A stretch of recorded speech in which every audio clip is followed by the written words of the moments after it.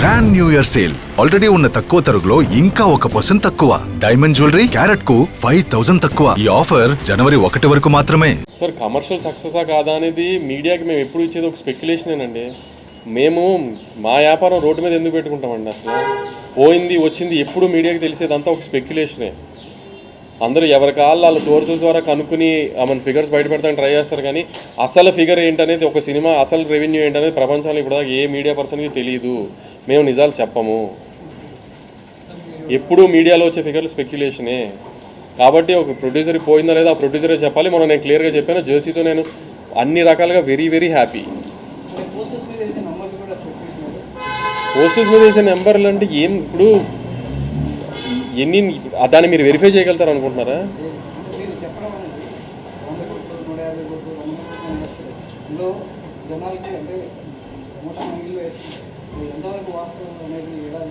అదే అంటున్నానండి. మీరు ఇప్పుడు అడిగారు కదా, నేను నా వ్యాపారం రోడ్డు మీద ఎందుకు పెట్టుకుంటానండి? అసలు నేను ఎంత బిజినెస్ చేశాను, నేను ఎంత సినిమా ఖర్చు పెట్టాను, నాకు ఎంత వచ్చింది, ఎందుకండి ఇవన్నీ? అదంతా నా తలనొప్పి కదా. నాకు పోయినా ఎవరు నాకు వచ్చినా ఎవరు కదా. అంత అసలు ఎందుకు ఇప్పుడు ఒక హీరోని ఎదురుకుండా కూర్చోబెట్టుకుని ఎందుకు ఇవన్నీ? ఓపెనింగ్స్ జనరల్గా మన ఫస్ట్ టార్గెట్ ఎప్పుడు సినిమా తీసేటప్పుడు ఓపెనింగ్స్ తెచ్చుకోవాలనేది. ఓపెనింగ్స్ వచ్చిన తర్వాత ఇంకా నెక్స్ట్ డే సినిమా ఎలా ఉంటుందనేది సినిమానే డిసైడ్ చేస్తుంది.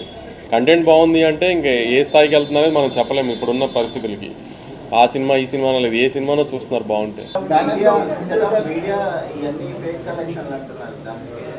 ప్రూవ్ చేయమనండి, సింపుల్. ఇప్పుడు నా సినిమా ఫేక్ కలెక్షన్, ముందు సినిమాలన్నీ జెన్యూన్ అని ఎలా తెలిసిందో ఇది ఎలానే ఫేక్ చేయని ప్రూవ్ చేయమని అనుకోండి.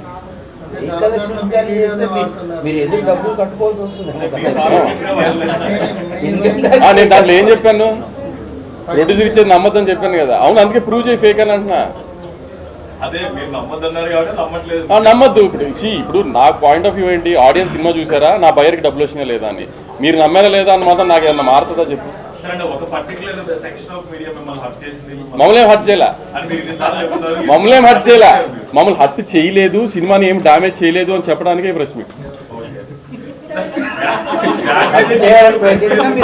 డ్యామేజ్ చేయలేదని మీకు తెలియాలి కదా. మీరు అందరూ ఇప్పుడు చెప్తున్నాను కదా, అందరూ ఆమెను ఒక ఇంటెలెక్చువల్ ఒపీనియన్ ఇచ్చారు కదా సినిమా మీద, అదంతా తప్పైందని చెప్పాలి కదా మీ అందరికి. కలెక్షన్స్ బాగున్నాయని చెప్పాలి కదా. దానికి ఎలా చెప్తాం కలెక్షన్స్ బాగున్నాయనే చెప్పగలుగుతాం.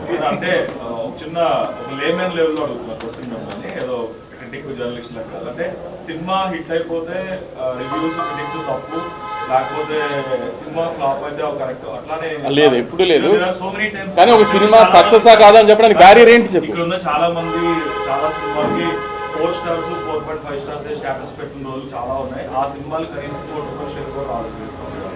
2 స్టార్స్ వేసిన సినిమాలు ఉండొచ్చు, దానికి 500 కోట్లు వచ్చి ఉండొచ్చు. అంటే పబ్లిక్ మాస్ ని డ్రైవ్ చేయడం అనేది ఒక సినిమా ఆబ్జెక్టివ్ పెద్ద సినిమా. సో అది మీరు ఆబ్వియస్ గా సక్సెస్ అవుతారు. బట్ కానీ ఒపీనియన్ చెప్పడం అనేది క్రిటిక్స్ అండ్ వాట్ ఎవర్ మీరు అంటున్న ఆ వెబ్సైట్. అవును, కరెక్టే.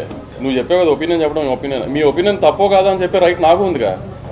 ఆబ్వియస్లీ అంటే అది తప్పే అంటే there is no benchmark. Benchmark నువ్వు you gave some rating for my film కదా. How are you sure that is right?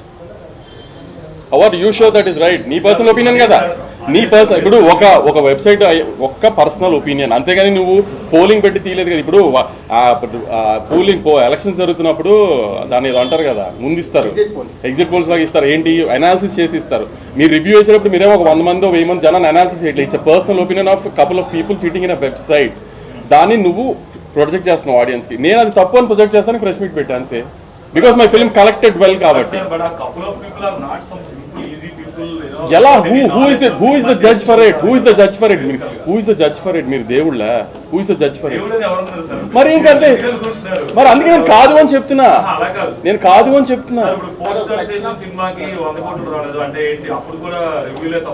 ఏంటి అసలు నేను అనేది రివ్యూ తప్ప ఒప్ప కాదు. అసలు రివ్యూకి వాల్యూ లేదు అని చెప్తున్నా. రివ్యూకి వాల్యూ లేదు అని నా పర్సనల్ ఒపీనియన్ చెప్తున్నా. I'm not generalising it also. I'm not getting affected by it. నేను చెప్తున్నా అదే లోకేష్.